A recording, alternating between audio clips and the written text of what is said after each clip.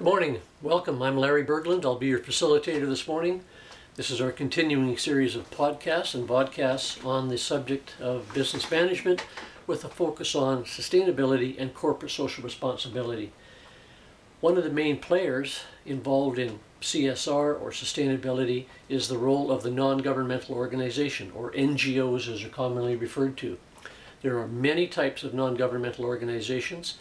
They're very actively involved in ensuring workers' rights are protected, and they also are affiliated with natural resource conservation and on a global scale. So there can be domestic units, and they are generally affiliated with international groups of NGOs that support each other and tend to hold the corporate feet to the fire, so to speak.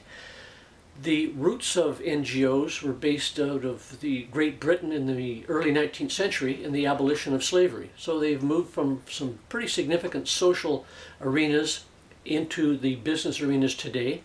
And particularly in the late 60s and 70s, they emerged again in terms of awareness of business practices. And this also evolved into the 90s and the early parts of this century as we started to see a shift towards more offshoring and outsourcing, particularly with branded clothing products.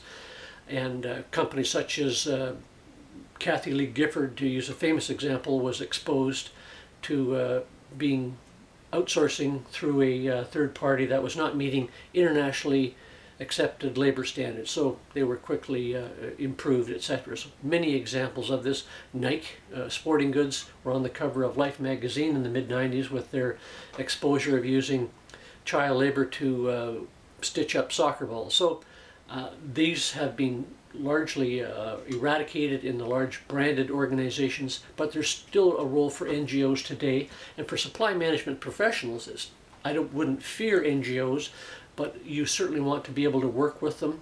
And if an organization has adopted a policy of fairness and transparency, there shouldn't be anything to hide from NGOs, but there does need to be a respectful management of that relationship.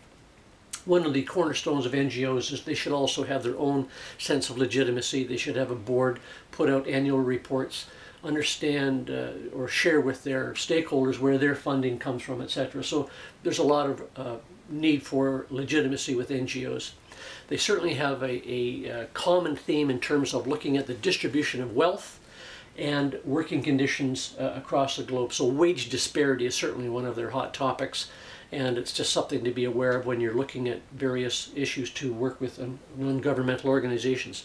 The City of Vancouver, a few years ago, was faced with the BC Ethical Purchasing Group, who were advocating for the first policy in Canada for municipalities to adopt an ethical purchasing and fair trade goods policy. They were very successful with that because they aligned themselves politically. The supply management team at the City of Vancouver at the time was able to negotiate a working agreement with NGOs and with other stakeholders that led to a very successful implementation of that policy, which has been expanded beyond its original mandates as well. So politically, NGOs typically are very well connected with labor groups and politicians. There's a lot of positives for this as well, in terms of curbing sweatshop practices, for example, and eliminating exploitative labor practices, which occur in Canada and in foreign jurisdictions as well.